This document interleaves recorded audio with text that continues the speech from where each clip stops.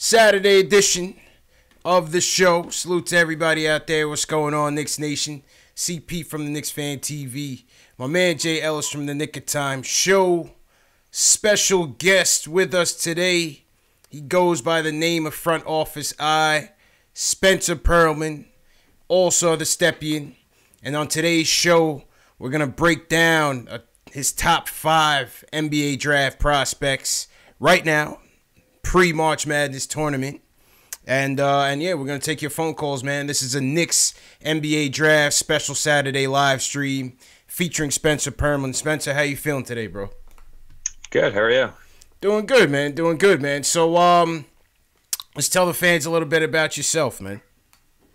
All right. So, yeah, I'm Spencer. Graduated law school a little over a year and a half ago. I've always been a huge basketball fan. Worked with the Tulsa Shock in their front office, where I was scouting, doing contracts, helped them practice a little bit, and worked with statistics. And now I am sending out scouting reports to teams, keeping like a private portfolio for myself, and trying to get in with a front office somewhere. Okay. That's good, man. Well, hopefully, if they watch you on the show, man, hopefully they get to see a little bit of what you bring to the table. But definitely thanks for coming on and joining us today. Thanks for having me. Listen, you were at the game last night at the Garden. We got an 11-48 New York Knicks team. The tank is strong. It's formidable. So, listen, March 14th is a very important day as part of the offseason rebuild for this team. So, in this draft, what's been noted as not too deep of a draft, let's take a look at your top 5, man. Let's start with the big guy, man, the one that everybody's highly touting. Just broke out of his sneakers earlier this week. Busted out of his Paul Georges as Zion Williamson, man. What is your take on the Zion phenomenon, bro? He's a phenomenon. Like 6'6". He's not 285 anymore. He's been losing some weight. He's in the 270s now. He's unbelievable athlete. He's got ridiculous vertical spacing ability. He can pass, he can handle, he can finish. The jump shot, needs a little bit of work, but I think he's been shooting somewhere in the 30s from 3 since conference play started. His personality is awesome. He is a guy you want in front of the big lights, and I think he'd do well in New York. Yeah. He's definitely a guy that I see looks like he can handle the spotlight, man. But on his jumper, where a lot of people like to knock him a few points. I mean, what is it that people are criticizing him for? Is it the shooting form? Is it just the low percentage? Or what about his jumper is the knock right now? It's both. He was never really a good shooter, even going back to his time in AAU. And I posted a few clips maybe 2 months ago or so of some of his AAU stuff and his off the dribble shooting ability, where it's actually better. But when you watch his form shooting, taking catch and shoot jump shots, his elbow is flaring and he's not squared up anywhere. His elbow is going one way, his feet are going the other, and his body is fine. But the form needs work. I don't think he'll ever really be a good catch and shoot shooter. Maybe he'll get to 33, 34%, which is serviceable, but the average in the NBA is 35 or 36.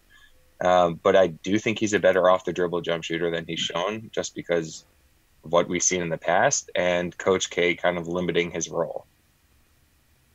I hear that. What I see in him, what I like even more so than just the way he dominates the game, is his defense, man. What's your take on his defense? Because I feel like he has a good defensive awareness out there. He has a good knack for the ball. What's your take on Zion from a defensive standpoint? Yeah, so on ball, I think he's great when he actually wants to get in the stance. He's a big guy.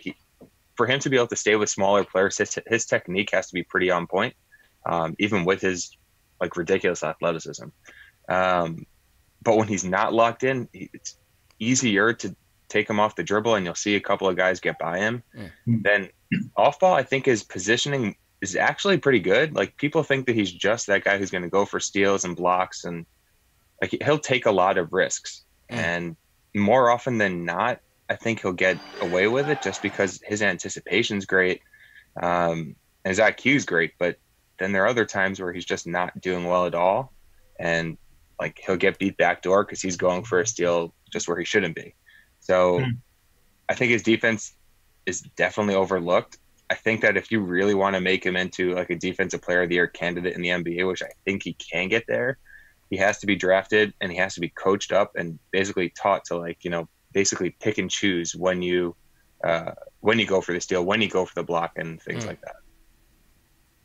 Interesting, man. In terms of his fit, another area where I see people, I guess, confused about is can he guard threes? Are threes going to be too quick for him at the NBA level? Are fours going to be too big for him at the NBA level? What do you think about that in terms of where he fits? I mean, in terms of weight, I think he's coming in like the second heaviest player in the NBA behind Boban. Wow. That's crazy because Boban's like 7'3". Yeah, facts. That's crazy, man. But that's funny because isn't the allure that he is heavy and can do those kind of things? And if he's kind of a normal weight, he would just be like a small forward almost. Yeah, and my thing is like I think if he gets down to like 255-ish pounds, he'll still keep that same strength because he's not someone who plays smaller than his weight. If anything, he plays bigger than his 265 pound, 270 pound frame. So if he gets down to 255, I think he'll be able to guard fours. I think he'll be able to switch on to some smaller fives. And then threes, yes, but do you really want anyone like him chasing someone around the perimeter? Yeah. I'm not really sure if I'd want that if I were a coach. But you know, switching on point guards, I think he'll be able to defend most point guards in isolation when he's in the stance. I wonder if it'd be quicker if you lose the weight too, because that's the scary part. Because you lose 30 pounds, the speed is going to go up. So I wonder. I wonder. Yeah. I mean, there's like another level that he can reach athletically. It's like everyone's seen the photo of him blocking like DeAndre Hunter's jump shot. He was like 15 feet away, and then he ends up closing in. And then, you know, all the photos of his head at the rim and above the rim. And I mean, he can get higher. And then in the short space athleticism, which is also like unheard of, he'll just be, you know, half a second faster, which doesn't seem like it makes a big difference, but that's a huge difference in the NBA. Oh, yeah, definitely. Yeah, I like this kid's defense, man. I definitely like this kid's defense, even more so than his offense, man. Spencer, what's your take on the injury hype and the should he play, should he not play sort of deal? Where are you on that? I think college athletes should either be paid or they should be allowed to use like their image in order to, you know, either get sneaker deals or sell autographs or that kind of stuff. So from that standpoint, like why would you risk tearing your ACL or spraining your MCL again or you know, doing something to your foot, which is obviously terrible for a big man. Like if I were him, I'd really, really think about just sitting out because he's going to be the first overall pick if he doesn't play another second. Yeah. Selfishly, I want to see him play just because I don't really want to have to go, you know, 8 months without watching him in a competitive atmosphere. Right. Yeah. But in terms of the injury, like this is the first big injury he's ever had. As far as I know, like I've done research, I've tried searching for anything. I think he had might have had like knee tendonitis for like a week or so, which I know tendonitis is like a progressive thing and just gets worse, but it hasn't bothered him since then. And the MCL was like, this was a freak accident. Like his shoe just exploded on him. Exploded. That's going to happen. Yeah. But I mean, just going back to the weight, if he gets down, you know, to 255, 260, I think his career will probably stay at its peak a little bit longer just because it's less wear and tear in his joints. And yeah, I mean, I'd weigh my options with him. Yeah. But overall, you think that the hype is real with Zion? You think he's going to be the real deal at the next level? Yeah, I think him and Luka are like the two next guys up. Yeah. Like I was super high on Luka, and I'm super, super high on Zion also. Like those guys they're going to be the next guys to take over the NBA. Who do you think was a better prospect? Next question. I haven't seen that, man. It's interesting, man. It's an interesting debate. Tough. Yeah. It's tough. Like those guys are definitely like the two like clear tier 1 guys. Like Right. I'm comfortable building around either of them. They both have very different skill sets. You really can't go wrong either way. Yeah. Interesting, man. We got a lot of star power coming into the league, JLs, that's for sure. Yeah, man. A lot of star power coming into the league. Hopefully, like I said, May 14th. Let's hope for the best, man. Let's hope for the best. Please. Absolutely, man. Shout out to everybody in the chat on this Saturday morning. I think a couple people on my channel had some trouble getting into the show, but I think they're also on your channel, JL. So yeah, I've seen them. Yeah, so they're able to catch it. Welcome everybody to the show. Saturday edition NBA Draft Early Bird live stream. We're talking about Spencer's top 5 prospects as it stands right now. So we just got through Zion. Spencer, where you want to go next, man? Who's your number 2? The number 2 on your big board right Controversial. Yeah, I mean that's tough. Like you can really go any way. So the way I see it, you have one tier 1 guy, and then you just have a whole bunch of guys at tier 2. Yeah, that seems to be the sentiment from a lot of guys. It's Zion in a class by himself, and the rest. Yeah, like my tier 2 is trade down. Like I would trade down, try to pick up a couple assets, see what happens. Yeah, against your theory. Yeah, I think the value between you could get RJ it's at the 2nd pick, you could get Cam the 2nd pick, or you could trade down. Maybe you could get maybe Hunter falls to 8. And then you could pick up Hunter and then maybe get another guy in the mid-first round, or maybe you could do what Dallas did and pick up. I mean, you're probably not going to get a protected top 5 pick in next year's draft just because next year's draft is better than this year's draft. But I mean, I don't know. We can go whichever way you guys want. Yeah.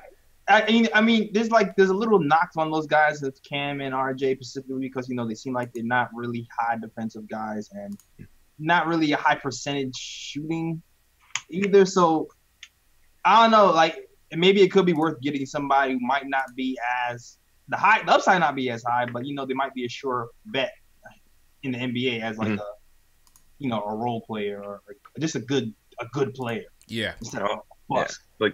I love Hunter. Like Hunter, I think is going to be a great defender. I think he's going to be a good offensive player. I actually think Cam is a great defender. His shooting is super inconsistent, and that's an issue. Like his form, if you actually watch his form the next couple of games, you'll see sometimes his elbow's down here, other times it's like super pointy, and it's just he doesn't look comfortable when he shoots. Cam Reddish. Yeah, let's talk about Cam, because I feel like, especially on our show, I feel like a lot of people in the chat aren't too high on him. No, number one thing I hear from people a lot is that he's getting overshadowed by RJ Barrett and Zion. How do you see that with Cam, Spencer? It's interesting. And on the one hand, I think he kind of is, just because you have RJ/Zion as the 1 and 1A guys, and then you have Trey Jones as the next guy up. I love Trey Jones, man. That dude's a ball hawk, man. He's a ball hawk. Yeah. And then Cam just kind of floats around in the back on offense, and he's more often than not the 4th option. So I don't really think him playing with Duke is the best for his progression, because his biggest knock coming into college was he floats in and out of games. He's not that aggressive, that kind of stuff. Yeah. So him kind of taking the back seat to 2 or 3 other guys is something I wasn't a huge fan of. But I mean, at the same time, when he has a bigger role, it's not like he's snatching it up and taking advantage of it. He's still fading into the back a little bit, mostly being a catch and shoot player. You can't really trust him around the rim, which is, I mean, it's odd because he's not a great athlete, but he's a better athlete than I think he showed this year. His turnovers are up, and the playmaking that I was under the impression that he had, and many others were under the impression he had coming into the season, it's where is it? I mean, it's not really there that much. Right. Which is why I was kind of confused when I saw early reports of people slotting him in at the 1.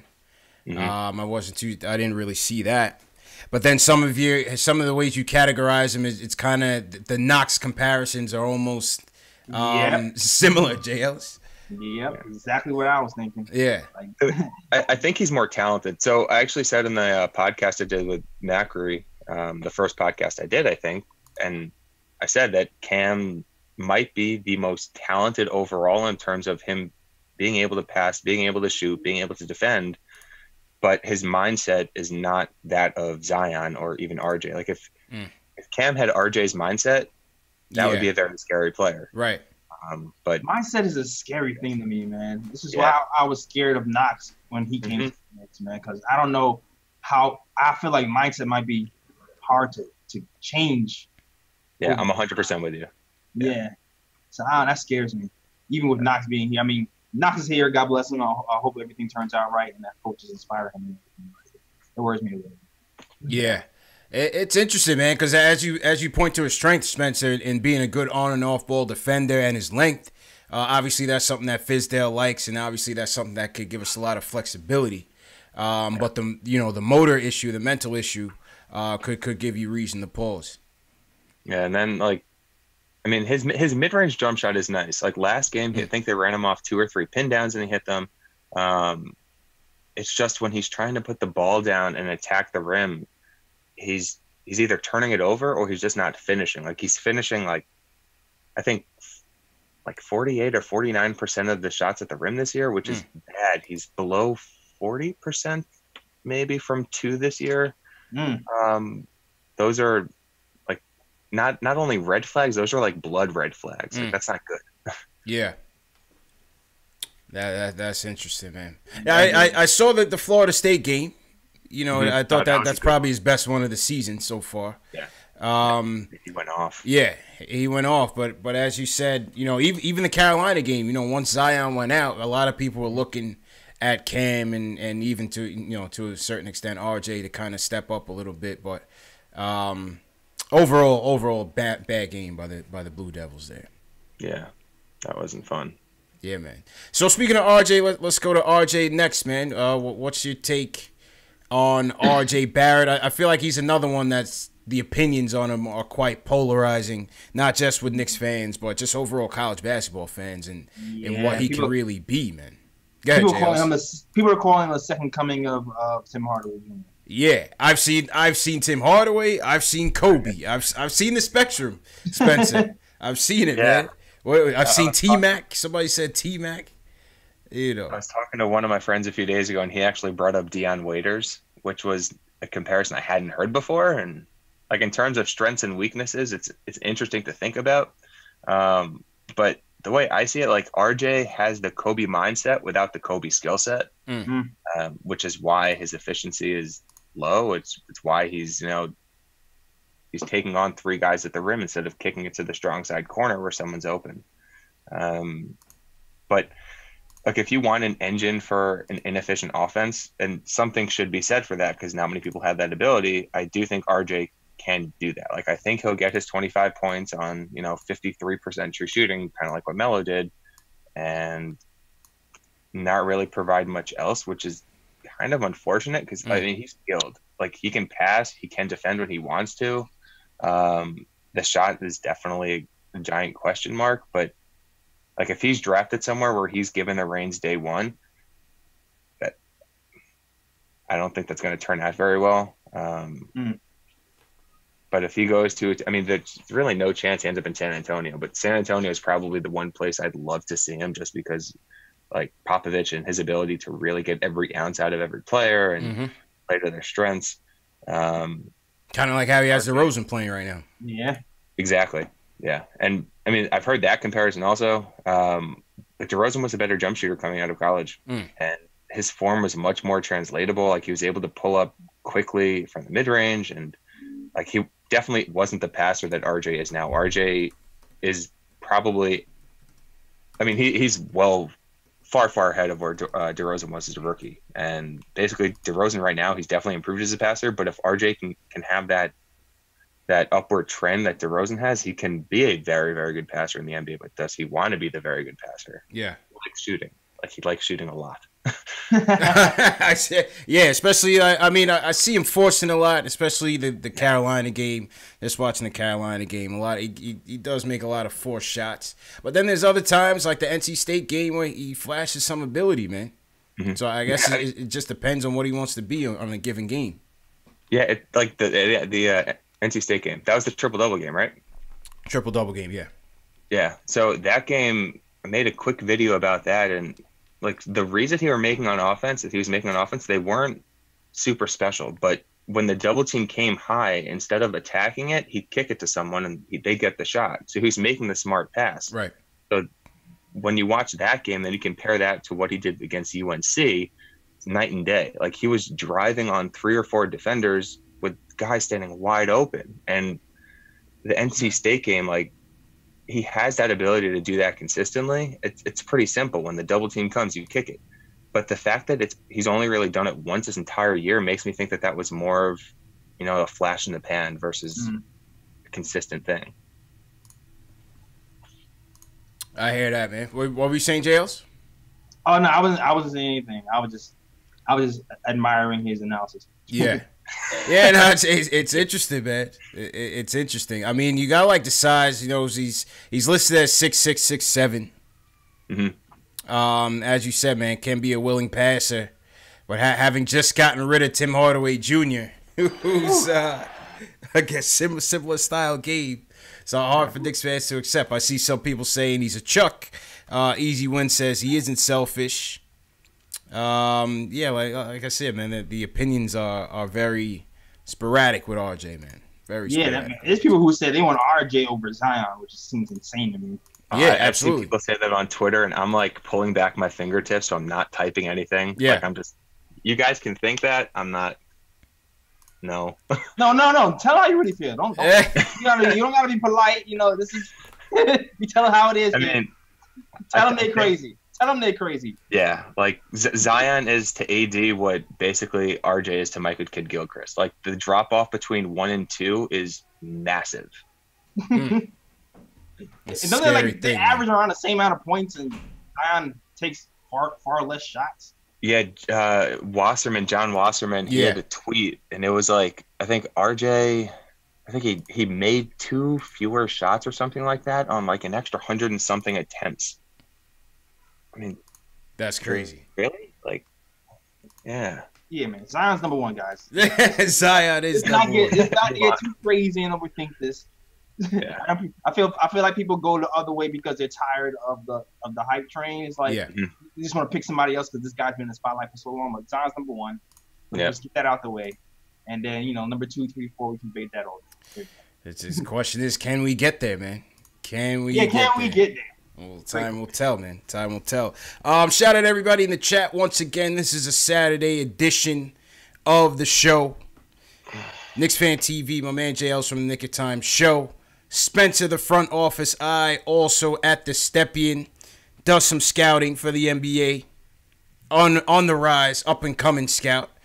Joining us today to give us his top 5 big board. I saw some people in the chat had some trouble finding the show. That was probably my fault, technical difficulty on my end. So apologies on that if you're missing it live. But I see JL, so you got some people in your chat. So shout out to everybody joining us. T. Williams, Easy Wins, Skip, Chris, Alex, all the way from Ireland, checking in with us. Alex was the one that recommended you to us, man. Spencer. Yeah. I like Alex. He's a good guy. Never misses a show, man. Knicks Film School. Yeah, you would think he lives in New York, man. This guy's 6 hours ahead of us. Alex is the mayor of Knicks Twitter. He's the mayor of Knicks Twitter. Alex is the most underrated Knicks Twitter guy on Twitter. Facts, man. Facts. He's our chat moderator. He's everything, man. He wears multiple hats in the community. So that's a fact. Yeah, man. Shout out to Alex and for recommending Spencer. Okay, so we went through Zion. We went through Cam Reddish. We went through RJ Barrett. So we've gone through the 3, Spencer. Who are you charting in at 4? You want to go Garland or you want to go Culver? I'm going Culver. I had Culver as high as 2 earlier this season. Yeah. I just saw that. I just saw that, man. So tell us a little bit about Jared Culver from Texas Tech, man. Yeah, he reminds me a lot of Karis LeVert. And like, I mean, I know, Knicks, Nets, all that stuff, but yeah, I loved LeVert at Michigan, and the only reason he wasn't really drafted that high was because of all the injury concerns. Culver, he's not really a primary guy. I mean, the only primary guys really, I guess, might be Zion and then RJ, although, with the inefficiency. But in terms of being like a secondary, tertiary guy in the starting on this like in the starting lineup in a very good team, I think Culver can do it all. He's smart. He's more of a 2 or a 3. So he's listed at 6'5", but he's not 6'5". Like he's probably closer to 6'7". And Ben Rubin also had the step in. He actually wrote a piece basically trying to figure out how tall he actually is. And I mean, I'd bet on him being measured in somewhere between 6'6.5" and he looks 6'7". tall. He looks tall. Yeah. And then the thing is, like, people say he's skinny. He's definitely not like super built, but when you want to see if someone can guard like a bigger guy, the upper body is going to develop not pretty quickly, but it's going to develop.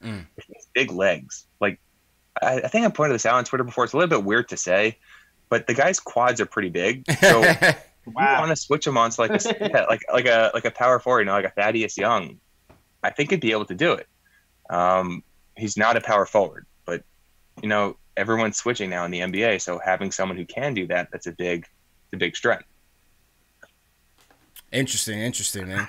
Jared Culver out of Texas Tech, shooting 50% from the field, 34% from 3. Yeah, but his shooting dipped a little bit recently. Okay, so yeah, talk about that. You said the shooting and his shooting form are some of his weaknesses. So I think it was before the last 2 games, he was having a pretty rough stretch. I don't know what the percentages are off the top of my head, but like it just wasn't good. And that's kind of to be expected because if you go back and watch his stuff from last year, his form is completely different. Like he completely retooled it. Last year it was a mess. This year it's kind of a mess, but it's workable. Like, there's a slight hitch, and I actually think that maybe that's part of the reason why he's able to catch some defenders off guard because, when he's still waiting to release the ball, they're on their way down. So I don't think it's a huge issue. But next year, I mean, he's shooting this well in year 1 of a new form. Year 2, it should be even better. So I guess that's in the shooting and the form, but I'll buy it. Like, I'll buy stock in the form. I'll buy stock in his shooting ability going forward. Yeah. That's interesting, man. So you think you see him as more of a number 3 option on an average team, number 1 on the Knicks? Yeah, like I think he could probably be a number 2, but like even at Texas Tech, he's the number 1, but he's not like the guy creating everything. It's more of like the offense creating the looks, and then he's taking advantage of it. He's hitting guys out of the post, mid post, stuff like that. But I think he'd be a perfect 3rd option. I think he'd be a perfect, obviously, 4th option because then he's going down a little bit more. I think he can be a good 2nd option, just not on a championship level team. Right. But if the Knicks get KD and Kyrie or KD and who else, if you want someone who's just going to slot in, he'd slot in. He could be a good slotting guy. Yeah. Okay. Interesting, man. Dan Wynn in the chat says he likes Culver's motor potential. He likes his motor. Let's see what else people in the chat say. Easy Win says Jared Culver, nice player. Hope we don't fall that low. He doesn't think we will fall that low this year. I mean, it's crazy. Like the first year the Knicks are actually tanking, you have a 50% chance if you get the worst record to end up 5th.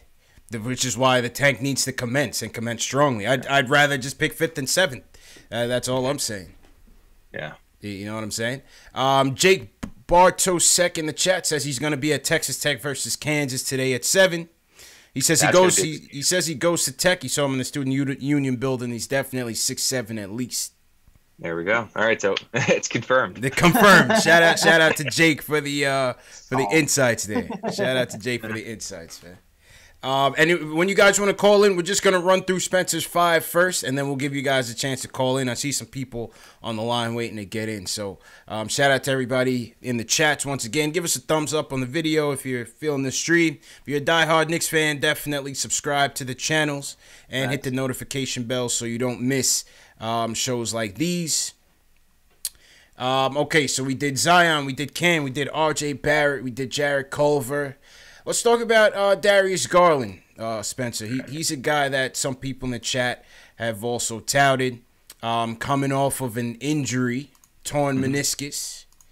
but highly touted in the high school circuits, and you have him in your top 5, man. Tell us a little bit about why you like Darius Garland. Yeah, so I actually went to Vanderbilt, full disclosure. Oh, there you go. He's a homer, J. Ellis. I see. He's a homer. It all makes sense. It all makes sense. Yeah. But like the way I see it, the two of the biggest strengths you can have at point guard right now are the ability to shoot, especially off the dribble, and then obviously playmaking, and then athleticism is there also. He's not the athlete Ja Morant is. Like, he's not. He never will be. But in tight spaces, the guy I think is actually even quicker than Ja. Like north south, he's not Ja. East west, I think he is Ja, if not more. But it's the ability to just like he'll pull up from 30 feet and it'll be Trae Young like just completely effortless. Yeah, looks like a better shooter than Morant. Yeah. Yeah. Oh, much better. Much better. I actually see some shades of Damian Lillard in his game, just because he'll pull up right hand, left hand again from 30 feet, pick and roll, whatever, and he'll pull and he'll hit it. Actually have the synergy stats pulled up right here. He's in the 99th percentile in jump shots. I mean, he played 4 games and then 4 minutes of the 5th game, but not like. He was 19 of 34 from on jump shots. That's great. And then even finishing around the rim, he's a bit slight. Yeah. But he's super comfortable with either hand. Like, he'll reach around with his left hand. He'll use every possible inch of his wingspan just to get the edge. And he's got a very soft touch. His playmaking, like, he's not Chris Paul, but I think he's a better playmaker than Lillard. He's not, Ja Morant's playmaker, but you got to leverage. You got to figure out, with the jump shot, you can take maybe a little bit slightly worse playmaker, because if anything, in the NBA where there's more spacing, they'll have to get out further. Yeah. And with his quickness, he can create looks off the dribble, just because guys have to respect the shot. So what you're saying is, because a lot of people have Ja Morant number 2 in their minds. So what you're saying is you have him over Ja strictly because the jump shot is just that much further along. Yeah, I think the jumper is basically what sets apart good players from great players. And Garland's one of the best college shooters I've seen. I mean, Ja's not. And people say, Ja's got a good free throw shooting percentage. He's like 81, 82% or something like that. He went 21 for 21 one game, and he's in the 30s from 3. But the form, I don't think, is translatable. And, he's got – it's not even like he just has one elbow shooting out. Like, both of the elbows are out, and that's not good for the ability to just pull up on a dime and shoot off the dribble. And again, Garland can do that now. So I think he'll be able to leverage that shooting ability to create looks at the rim for himself and then to create easy looks for other guys. Whereas it's harder to do that when you're just an athlete and you have the passing ability. So you think, because you don't hear too much about Garland, unless maybe, you're in your line of work where, you guys are studying these guys. But do you think it's maybe because of the injury why he's not being as highly touted as Morant right now? Yeah. Yeah, I mean, if he had been healthy this season, I think he would have been easily the number one point guard, number one point guard in the draft. But, I mean, he's hurt. So. Yeah.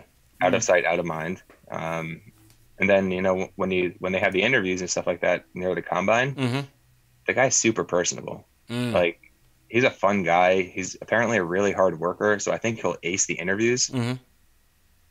Will he be the first point guard? I mean, if I'm a GM, I'm taking him first if I need that point guard. But I'm not a GM yet. He's on the way, man. He's on the way.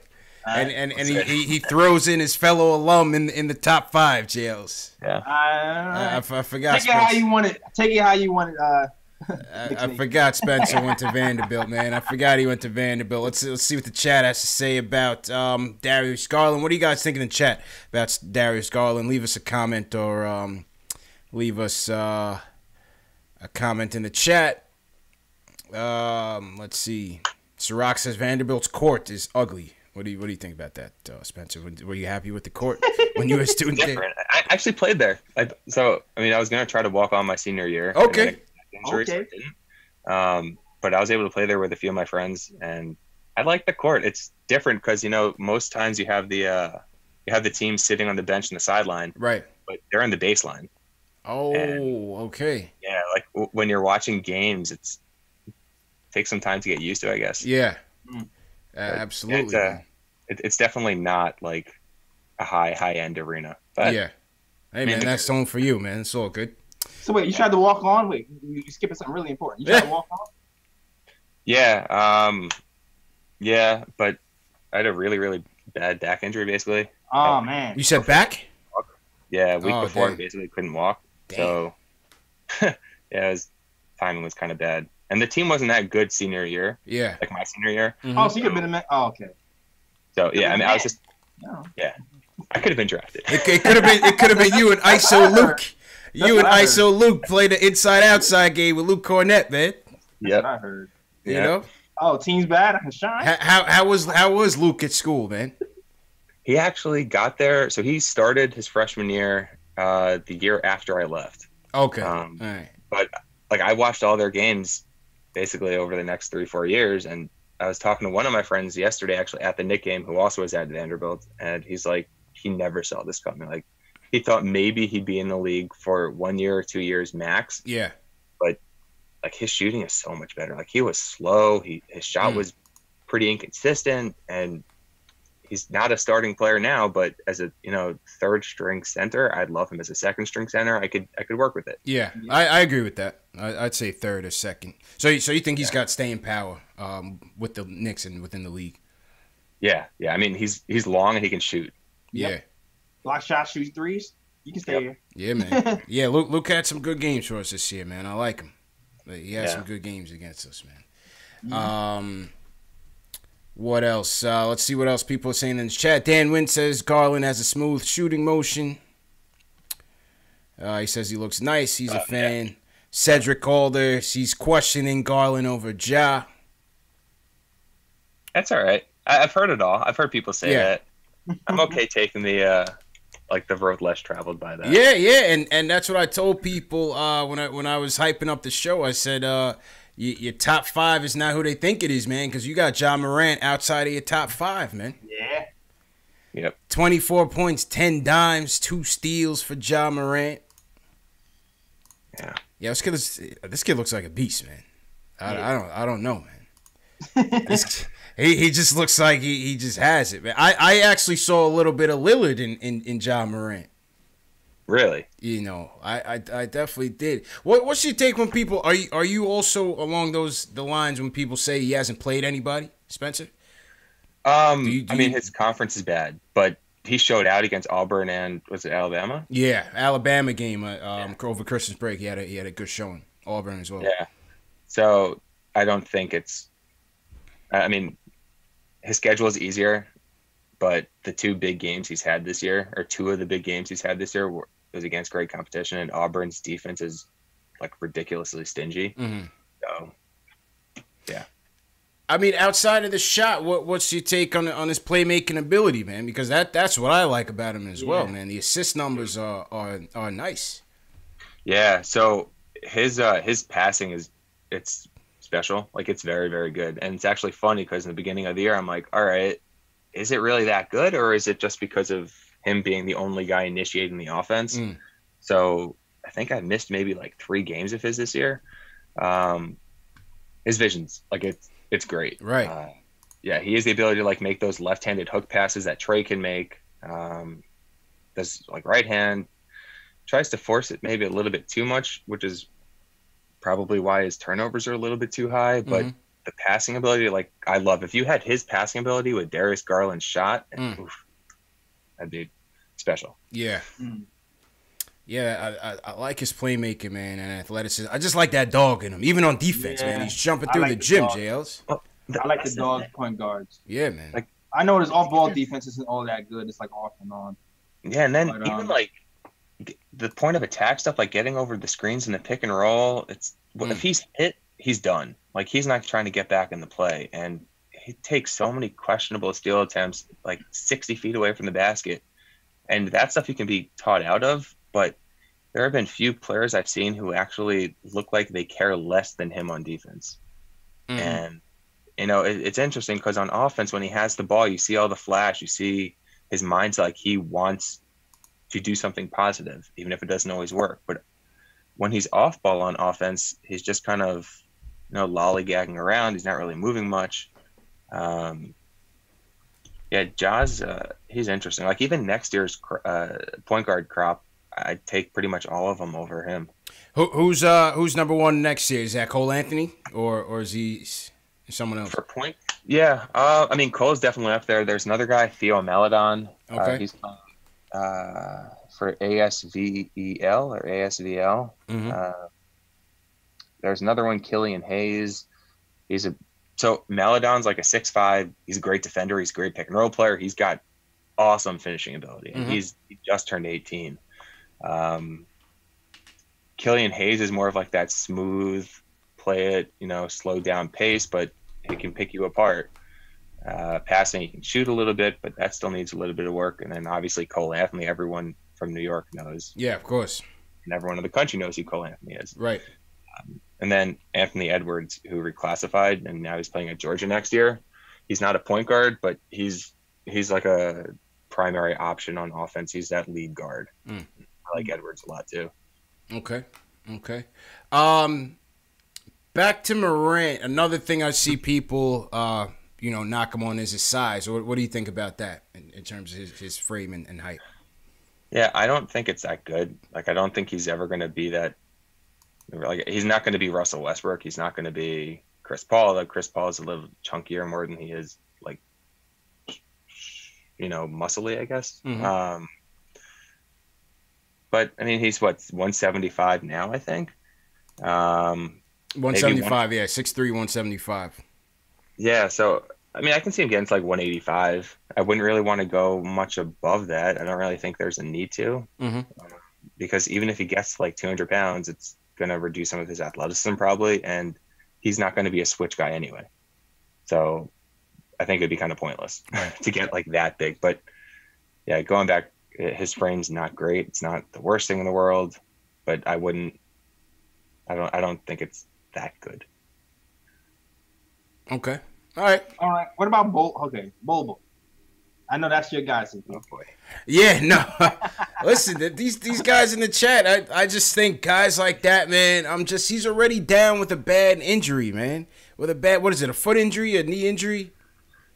Yeah, it's a foot injury. I don't trust it, man. We already got Mitch. We got to take care of Mitch, man. We got to treat Mitch like a baby, man. You got to tread lightly. KP was down with the nagging foot injuries. So you're not down for Bobo the Black Unicorn? Is that what you're telling me? I don't know, man. I just wouldn't want to take the chance. Where you at with Bull, Spencer?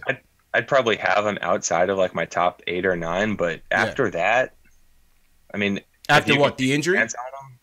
No, like I'm saying, like after like the like around the 10th pick, if you can take a chance on him, I think he's an interesting player. His motor's not good. The foot injury is scary. Like that's not good. That's what I'm saying, man. I don't trust it. I don't want that around. I need a sure thing or close to a sure thing. Yeah.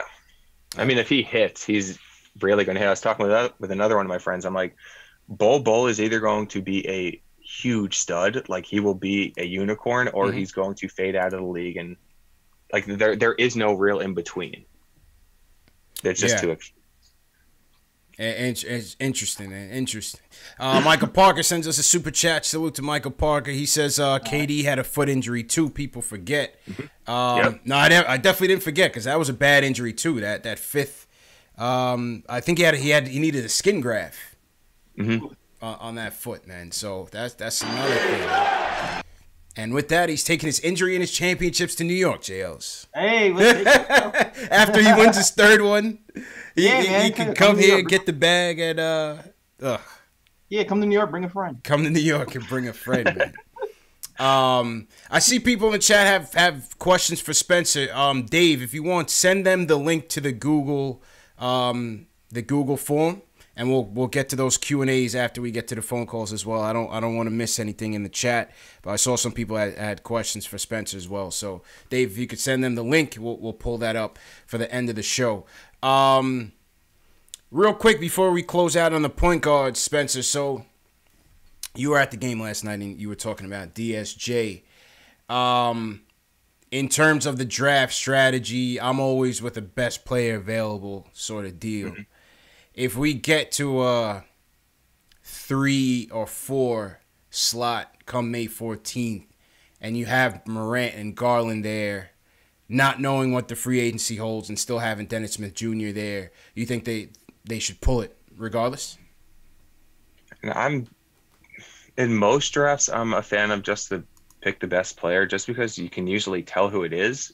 But after Zion, you can make an argument for 6, 7, 8 different guys. Yeah. So I guess unless if they really buy into Garland or Morant, then you should definitely pull the trigger and you should draft him. And I do think there's some sort of a market for Dennis Smith Jr., even with the defensive concerns and the inconsistent shot. I mean, the Knicks they're in an interesting place, I guess, just because they have no true number one guy. It's not like they're trying to win now. It's the accumulation of assets and trying to get lucky in free agency. Right. And we're in an asset building phase, JL. So what do you think about that? If the point guard is sitting there on the 3-4 slot or even the 5 slot, do you go there if he's the best player available, or do you try to address another need area, JL? What do you think? I mean, man, I've been going back and forth this all the time, but I'm like, yo, Kyrie's coming, might as well get him anyway. See, this is why I wish free agency was before the draft. It only makes sense, man. Yeah. It only makes sense. Free agency needs to come before the draft so that we know for sure, like, okay, Kyrie's not coming. Let's address, whatever it is we need to address. Because then we got trade chips. Then you got trade chips. I wish they would do that, man. But what do you guys think about that in the chat, man? If the point guard is available and we're looking at the 3 to 5 range, still having DSJ, and you have a guy like a Morant or Garland up there, what do you guys do? Let us know in the chat. Leave a comment in the chat. So I want to say one quick thing. Yeah. So someone asked about Sekou. Yeah. I don't think, last year people were talking about him as the next Giannis. He's not.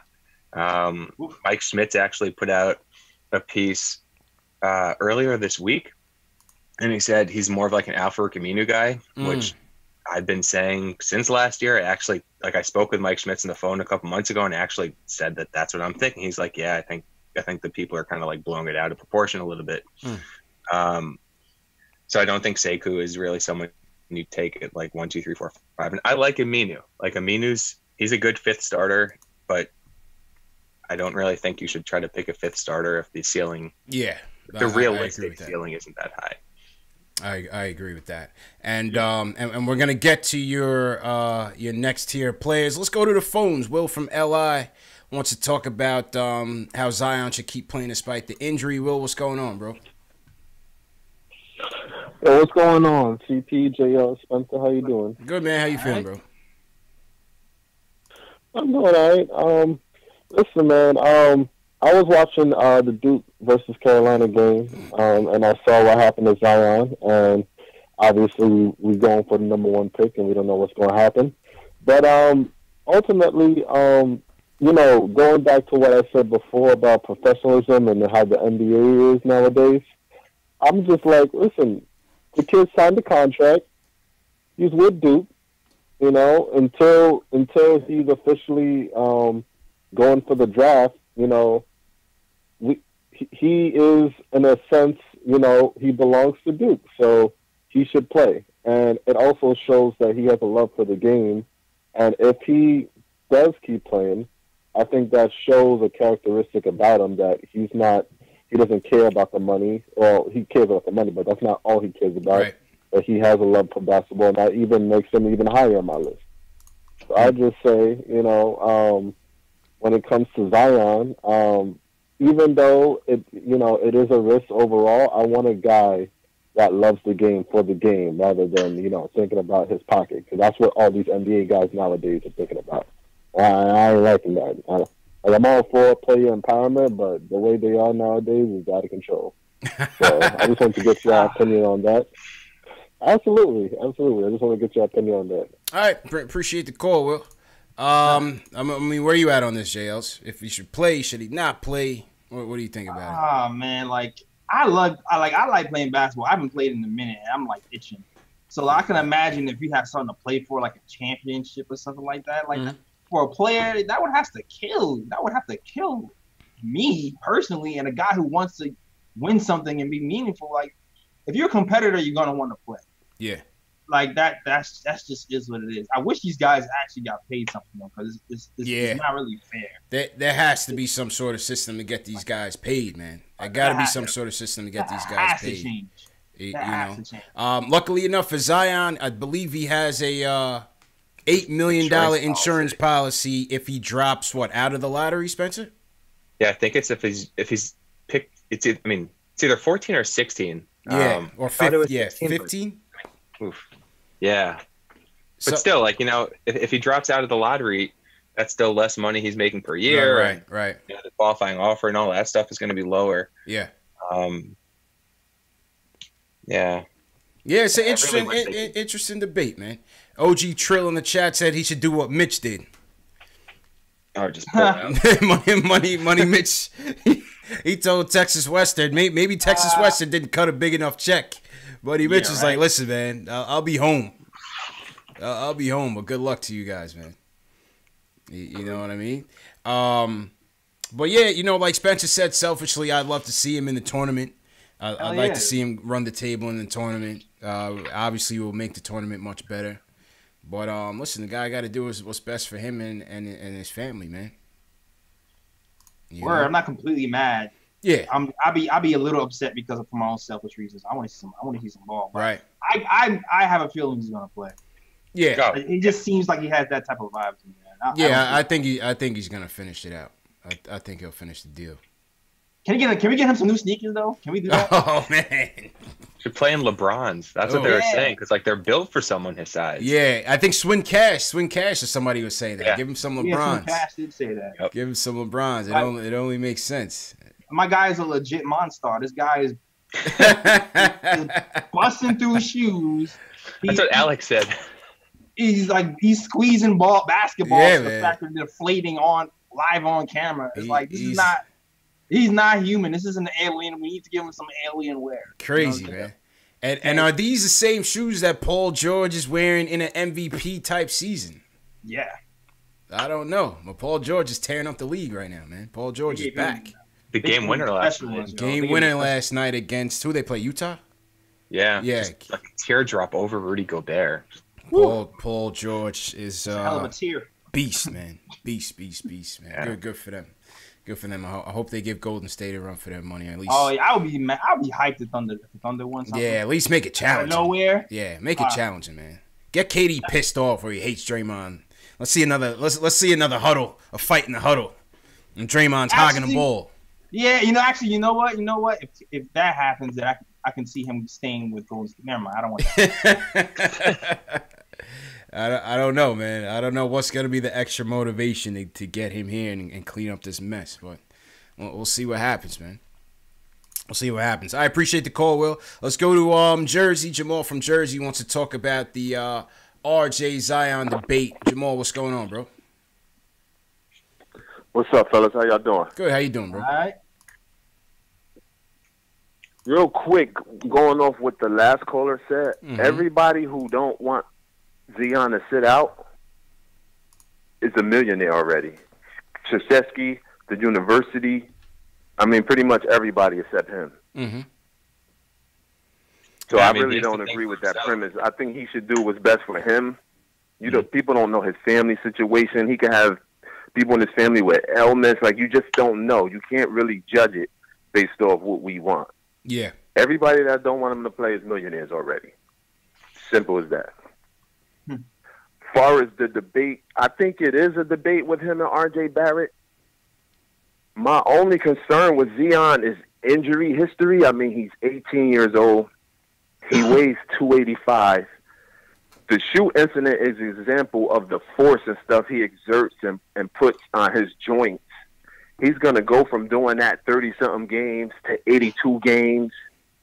I mean, he can easily get injured in a pro and miss 20, 30 games, half a season. What is he going to do? He's going to stop eating?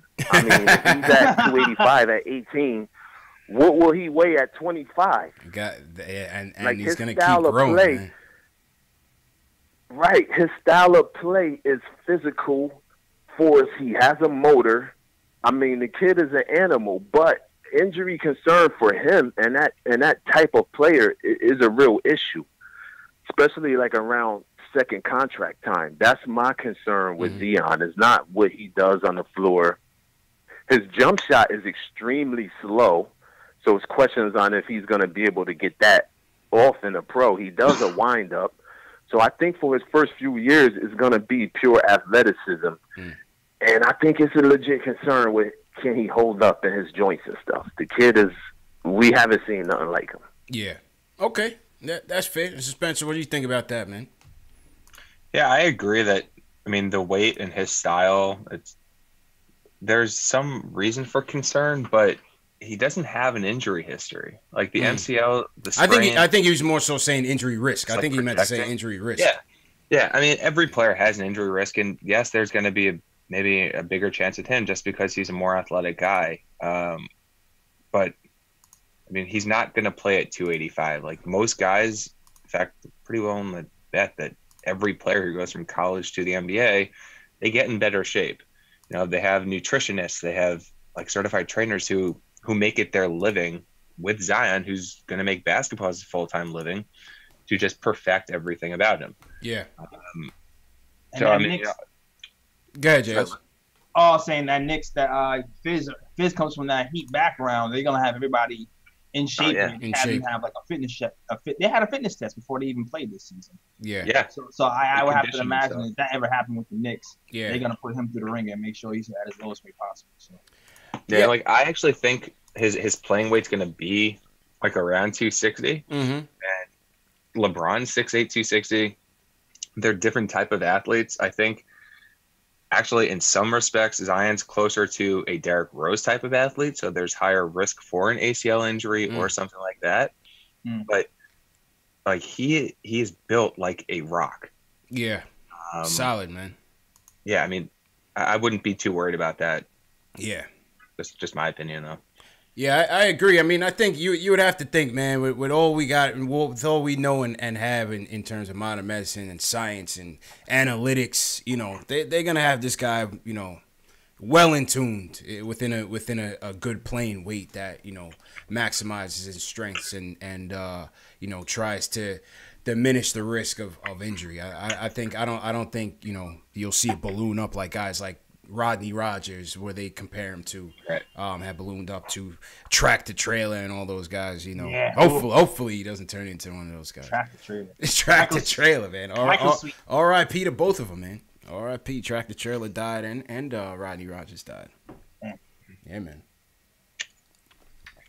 Well, yeah, man. Shout out to everybody in the chat once again. This is a special edition, Saturday edition. An early NBA draft. We got to get started early, man. We got to break up the monotony of all the losing, JL. There's only so much losing we can talk about in the live stream.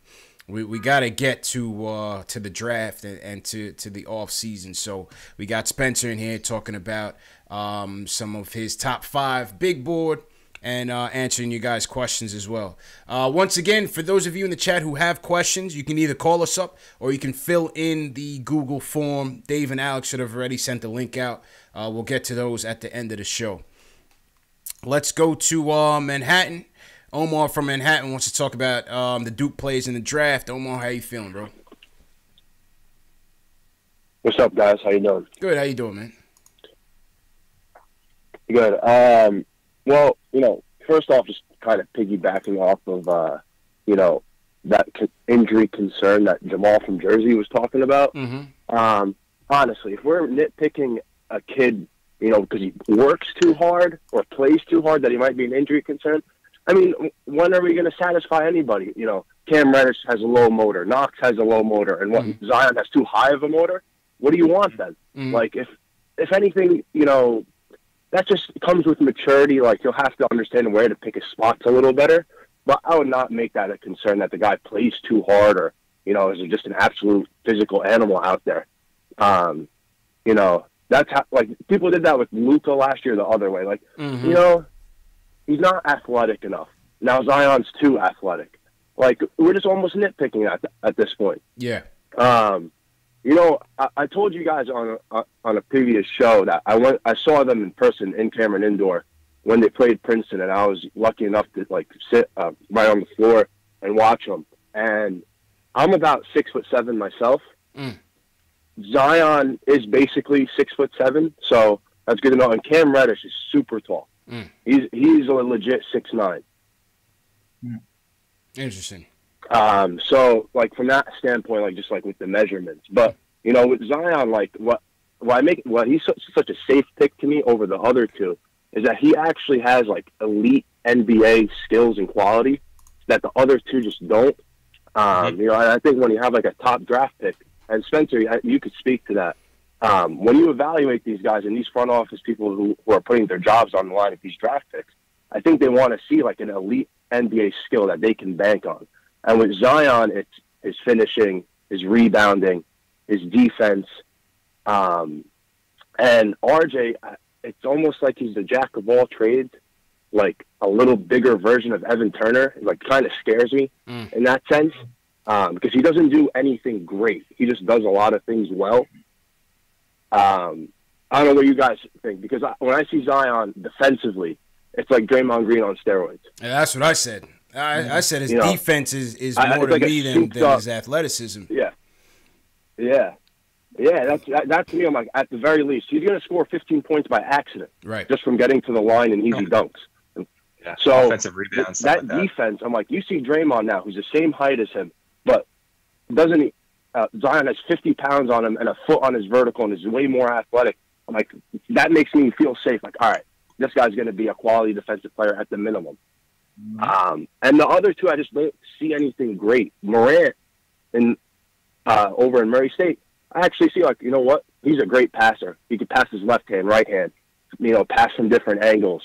His athleticism, he could get to the hole at will. And you know what? And if anything, I think in the NBA will translate even more. And that's probably what hinders a little bit the other guys like Cam and RJ, is that people don't realize that in college, the paint is 4 feet narrower and there's a 3-second count. There's no 3-second count on defense.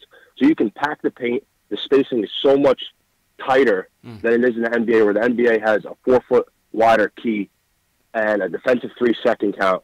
I just think when the floor opens up for some of these guys, so that you can't triple team Zion in the NBA like that you could do in college. So he will have his way getting into the paint. And I just thought, what do you guys think that, like, if we don't fall and get one or two, I actually kind of like what Spencer's saying in terms of evaluating your possibility to trade down. Would you be open to it? I've always been against it, man. I've always been against it. I just feel like if there's a player that another team is willing to trade up for, I always say then why wouldn't we take that same player? I agree. No, I agree. I would trade up too if the possibility was there, and if we were like needed to go from 4 to 2 or 4 to 1. But just assessing that if you could only stay at 4, there's no possibility of trading up. Would you trade down and try to get, you know, a couple shots at I might do that, yo. Like, would you rather have the 8th pick in the? Yeah, yes. Yeah, I might do that. I'm not that high on Reddish and RJ, to be honest with you. And those are guys who seem to be like the guys slide to be 2 and 3. I might be higher on a Morant or anybody but those guys. So if Morant is slide to be 3 or 4, and then I might trade down for that. But I might do that, depending on where I am. And Spencer, maybe 3 and lower. And Spencer, you were saying that if they found value at one of these slots, you would definitely entertain trading down. Yeah. I I just don't really think there's that big of a drop off between 2 and 8. Like, you know, if RJ's going to go 2, if Culver's going to go 3, Cam 4, whatever, if you can grab DeAndre Hunter, who I think has some Robert Covington in his game, that's an unbelievable value, especially if you can pick up, you know, maybe a protected first that turns into 2 seconds or something like that. Like, you know, the Knicks are in asset accumulation mode, and I don't really think there's that second star in this draft. Like, this draft is not last year. There's no Jaren, Trey, Luka. There's no, like, Bagley. There's none of that. Carter. Mitch. Yeah, Mitch. Exactly. That's not going to happen this year. But going back to what he said about Zion and having that, like, elite skill, so, I mean, you know, you have the floor, you have the ceiling. Every elite skill just makes the floor that much higher and higher, and it raises the ceiling higher as well. So instead of a player, like, if you think of it on a scale of 10, instead of having, you know, the jack of all trades who has like 4 skills at a 5, Zion having the elite athleticism, the very, very good defense, the elite finishing, rebounding, all that stuff, that instead of being 4 or 5s, he's got like 8, 8, 8, and then you know, his shooting's a 2 or a 3. I mean, 2 maybe is too low. But like, you know, a 3.5 or whatever. The shooting's gonna come up with time, but he has that. He has the ground already to come in day one and like impact games. You can't turn that down. Yeah, absolutely, man. Yeah, I agree. And I think the weight issue is just a little overblown, because if you think he's a hard worker, then that will take care of itself.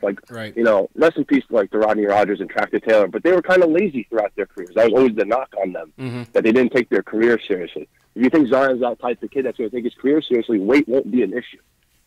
Yep. That's fair. You know? Fair and point. he's a freak. Like LeBron, people thought LeBron was going to age badly. Remember when people were talking about that back like in 2010, before, like, you know, he would be an old 30 with bad knees? Like, these guys are outliers when it comes to like normal physical norms that we have in our heads.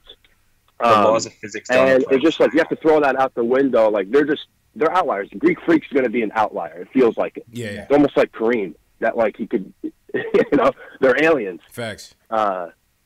So, yeah, I like Zion. It's head and shoulders above everyone else. Like, if I'm getting in this draft, like, even if we don't get 1, find a way to get to 1 if possible.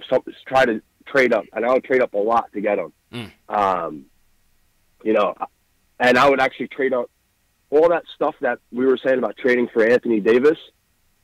I would include that to trade up for Zion. That's how highly I think of him.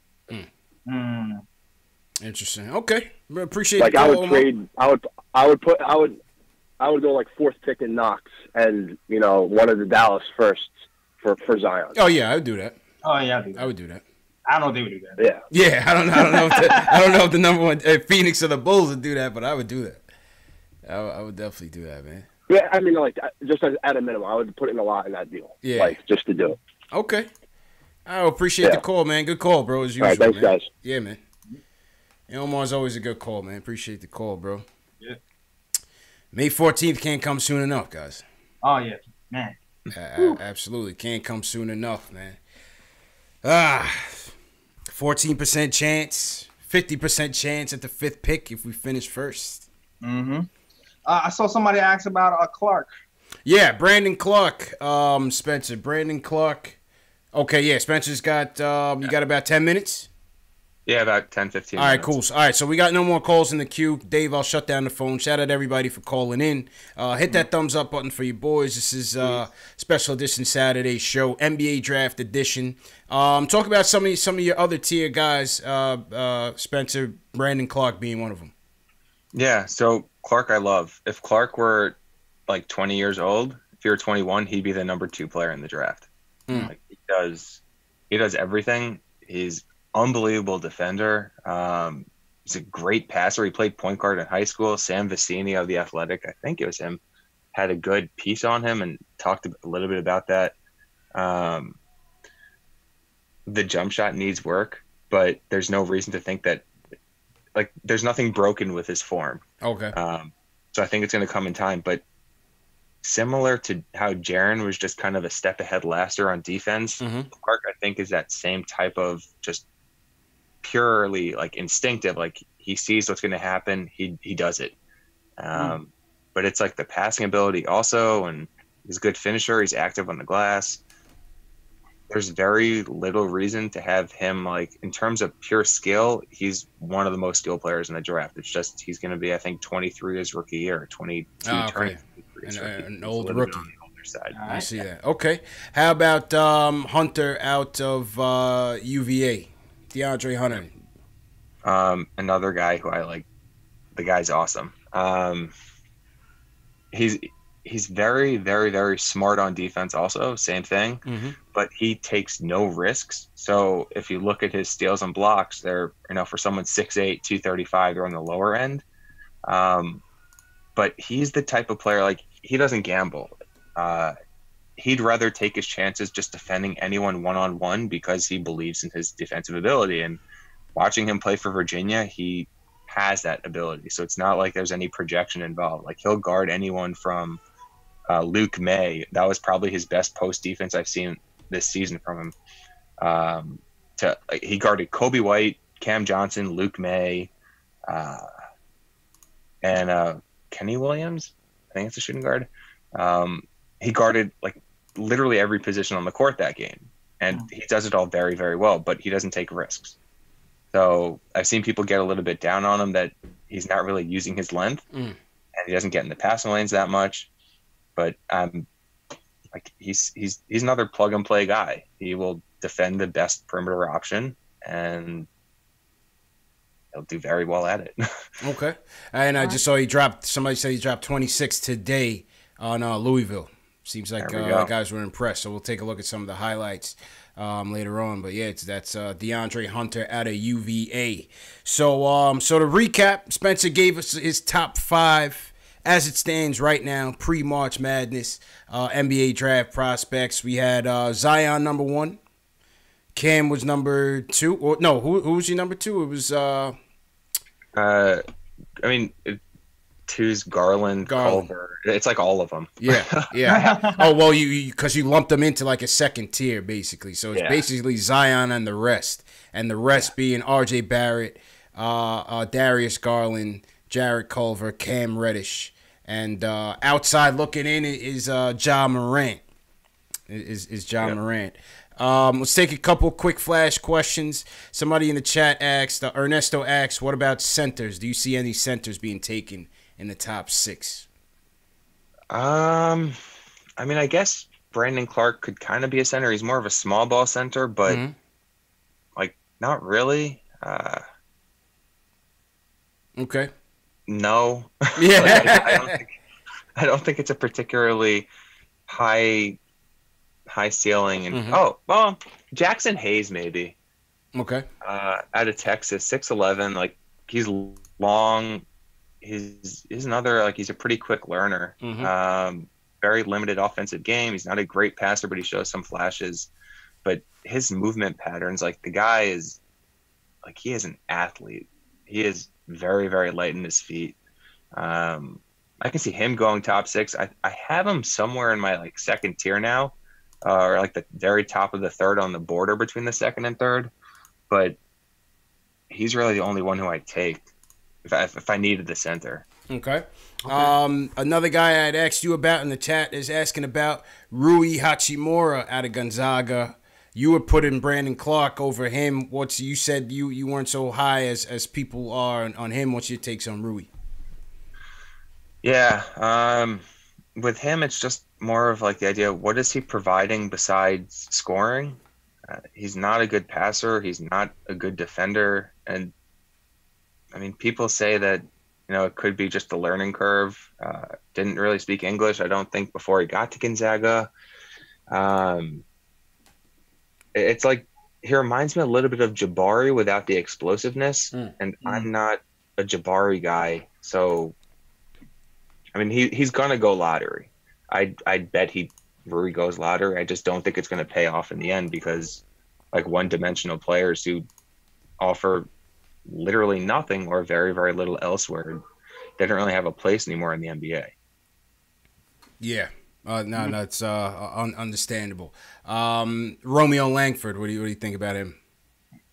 Yeah, I tweeted this a few months ago, but if he had a consistent jump shot, he'd probably be another, he'd be the second overall pick in the draft.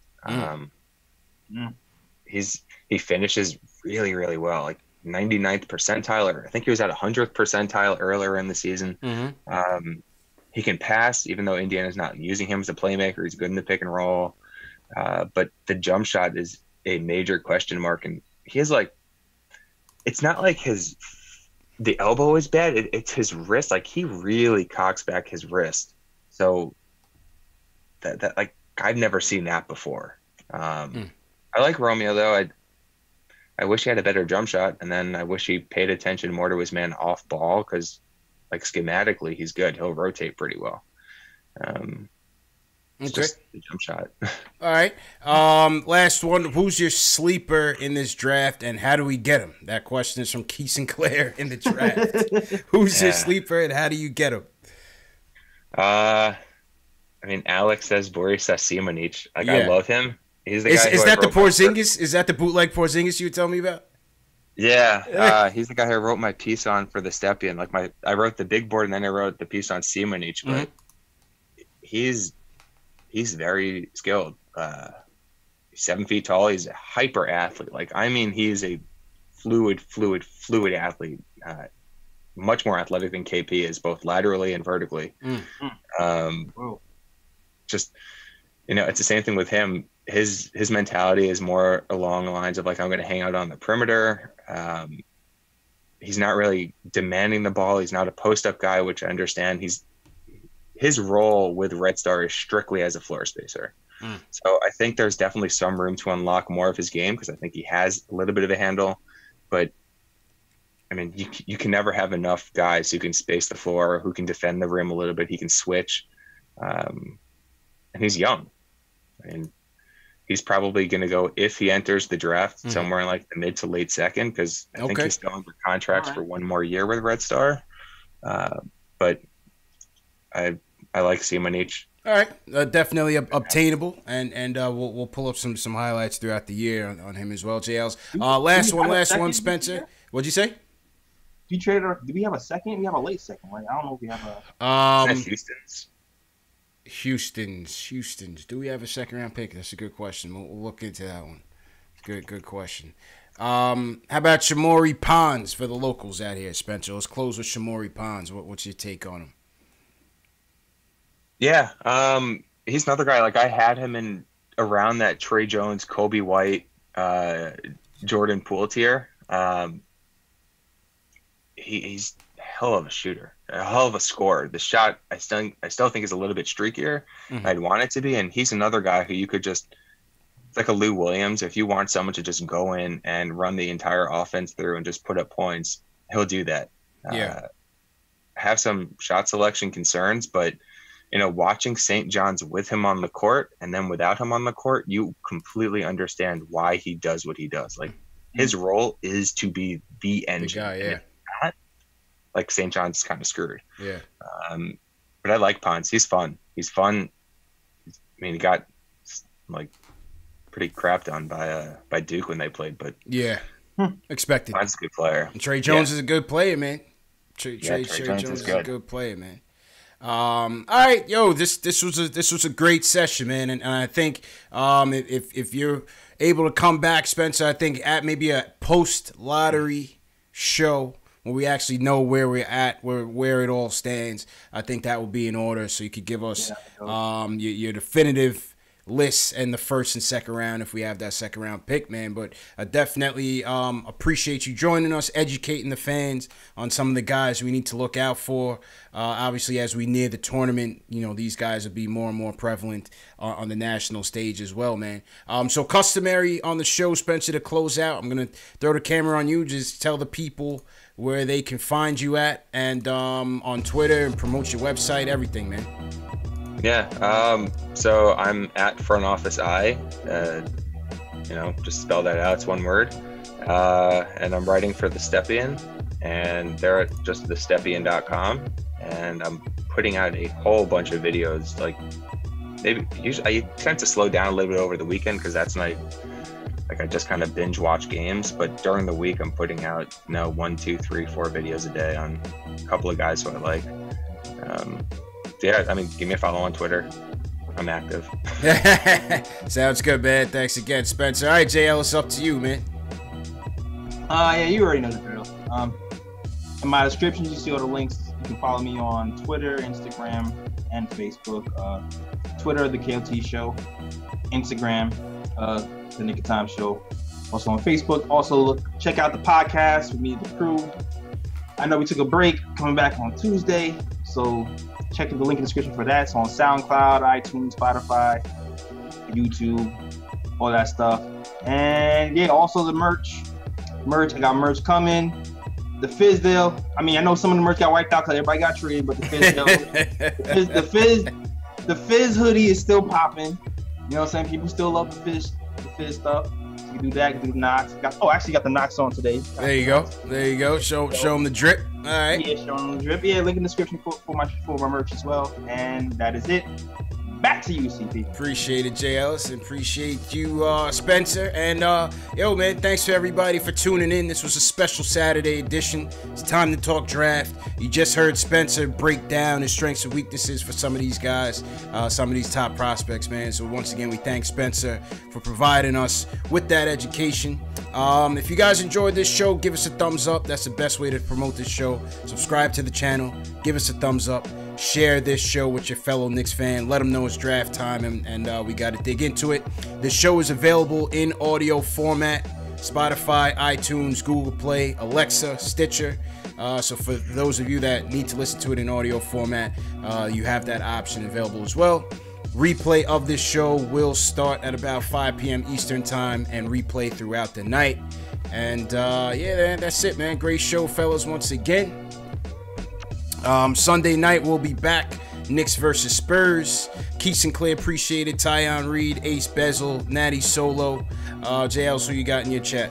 Yeah, Rich Jim, HB Mac, Charles Lasseter, Matt B, Young Simba. Young Simba. And State of New York, Knicks spot. He was here last night and he's here today. Hey, man. Yeah, man. We got the regulars in here, man. Yeah, the regulars in here. Yeah, man. All right, people. So we'll see you tomorrow night, 10:30 Eastern, Knicks versus Spurs. Let's keep the tank rolling. And, yeah, man. See you guys next time.